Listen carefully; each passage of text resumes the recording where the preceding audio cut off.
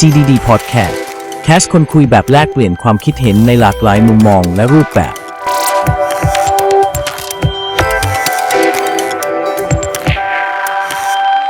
ขอต้อนรับเข้าสู่ CDD Podcast นะครับก็เริ่มต้นด้วย EP แรกในปี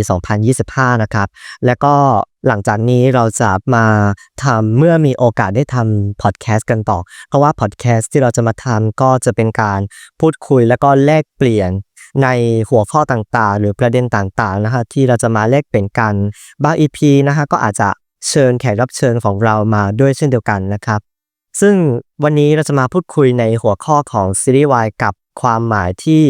มากกว่าความรักนั่นเองนะฮะเราจะมาพูดถึงในเชิงที่อาจจะไม่ได้เชิงข้อมูลหรือว่าจะต้องเป็นหลักการนะฮะแต่ว่าเราจะมาพูดคุยถึงในความเป็นจริงว่าในซีรีส์และก็กับชีวิตจริงเนี่ยมันมีความต่างกันหรืออะไรยังไง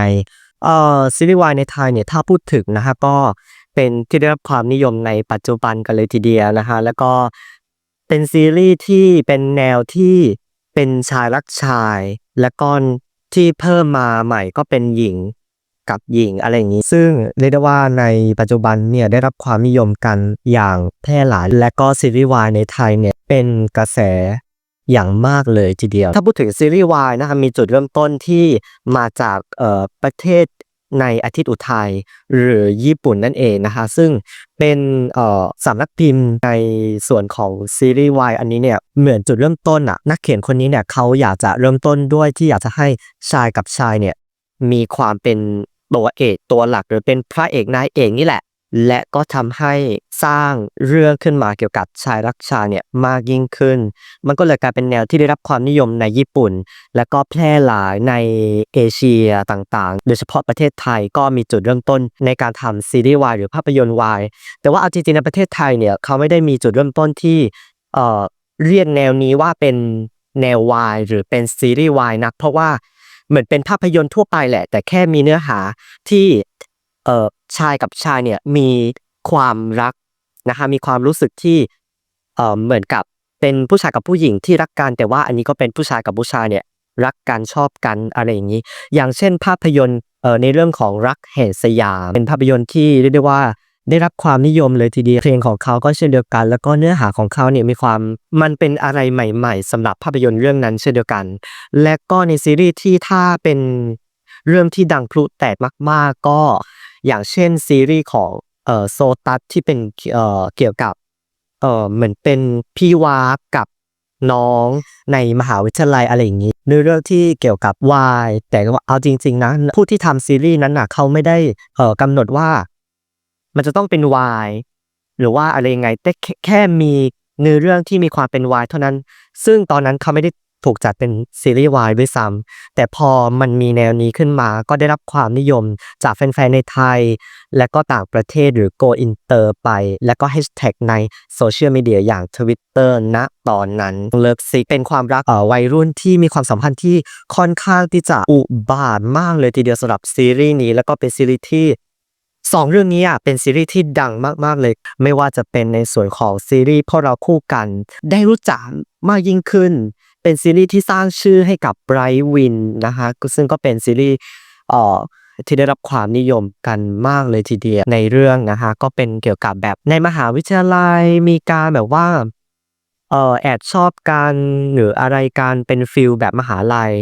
แค่เพื่อนครับเพื่อนที่เป็นโอมณนนท์เองหรือไม่ก็ซีรีส์ที่พลาดไม่ได้กับอิมินาสกายนานินั่นเองหรือว่าจะเป็น High School f r e n e m y ไตรมาสที่4ที่ผ่านมาก็มีซีรีส์เรื่องหนึ่งที่เป็นซีรีส์มิตรภาพแห่งปีแล้วก็สร้างชื่อทั้งสกายวรวีและก็นานิฮิรันกิจอะไรอย่างนี้นี่เองนะคะท่านผู้ชมก็เป็นซีรีส์ที่อยากให้ท่านผู้ชมกลับไปดูดีกว่าเราอาจจะไม่ได้พูดใ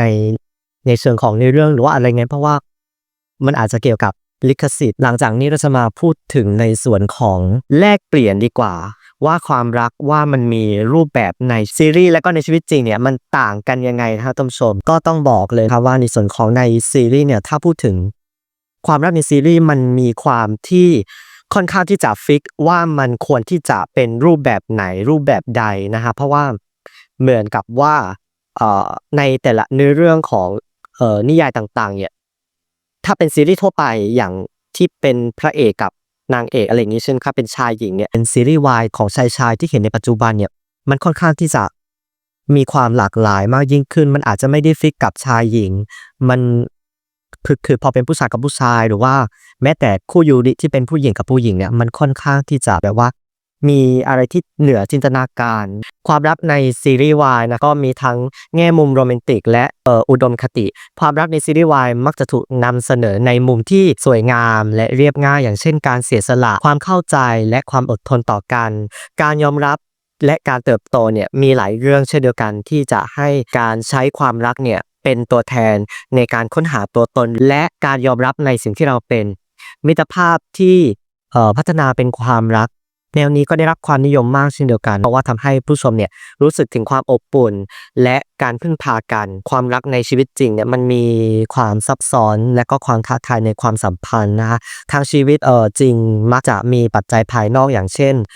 ความกดดันจากสังคมครอบครัวหรือความแตกต่างในทัศนคติการเรียนรู้และการปรับตัวเราไม่สามารถคาดหวังทุกอย่างจะสมบูรณ์แบบเสมอความรักจึงเป็นกระบวนการเรียนรู้ร่วมกันการเผชิญความไม่สมบูรณ์แบบไม่เหมือนในซีรีส์ที่ทุกอย่างดูราบรื่นในชีวิตจริงความรักอาจมีช่วงที่ยากลำบากแต่สิ่งเหล่านี้ช่วยทำให้ความสัมพันธ์แข็งแกร่งขึ้นจุดเชื่อมโยงซีรีส์วายและชีวิตจริงนะครับก็แรงบันดาลใจและความหวังซีรีส์วายกับความหวังนะฮะและกำลังใจทำให้คนเชื่อว่าความรักที่จริงใจเนี่ยมีอยู่จริง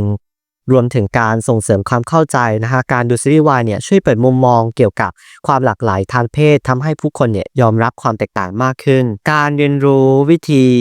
สื่อสารนะฮะก็หลายคนเนี่ยเรียนรู้ในส่วนของวิธีการแสดงความรักการขอโทษหรือการทำความเข้าใจกันจากซีรีส์และนำไปปรับใช้ในชีวิตจริงนะคะซีรีส์ที่น่าดูในปี 2568 หรือปี 2025 นี้นะคะก็มีซีรีส์อิมินาสกานานิกันต่อเป็นซีรีส์ในเรื่องของก็เป็นถ้าดูในไทรลเลอร์เนี่ยมันทำซีรีส์เกี่ยวกับเหมือนเป็นเกี่ยวกับเวทมนต์เกี่ยวกับหมอดูมันคล้ายๆเรื่องที่เป็นซีรีส์หนึ่งที่เขาทำเป็นพาร์ท2พาร์ทแบบ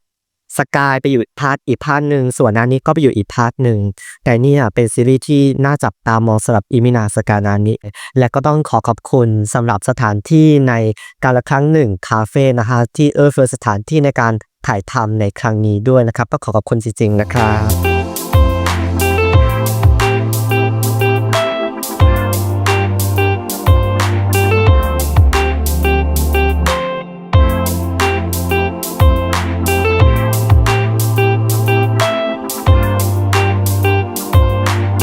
และก็ใน EP ต่อไปจะเป็นเกี่ยวกับหัวข้ออะไรก็อย่าลืมติดตามใน CDD Podcast ด้วยนะครับแล้วก็สามารถติดต่องานถ้าหากว่าสนใจอยากจะติดต่อแล้วก็เป็นมีโฆษณาหรือว่ามีอะไรที่อยากจะซัปพอร์ตช่องดอน CDD ของเรานะฮะก็สามารถที่จะติดต่อได้ที่ด้านล่างนี้เลยนะครับและก็ต้องขอบคุณสำหรับท่านผู้ชมที่รับชมจริงๆนะครับถ้าหากว่าใครชอบนะครับก็อย่าลืมกดไลค์กดแชร์และกด Subscribe ด้วยนะครับเพื่อให้เป็นกำลังใจในการทำคลิปต่อๆไปและต่อจากนี้นะครับต้องทิ้งท้ายด้วยคำคมที่ว่าไม่ต้องยืนในจุดที่ดีที่สุดแค่มีความสุขในจุดที่ยืนและต่อจากนี้ก็ต้องขอตัวลาไปก่อนนะครับสวัสดีครับ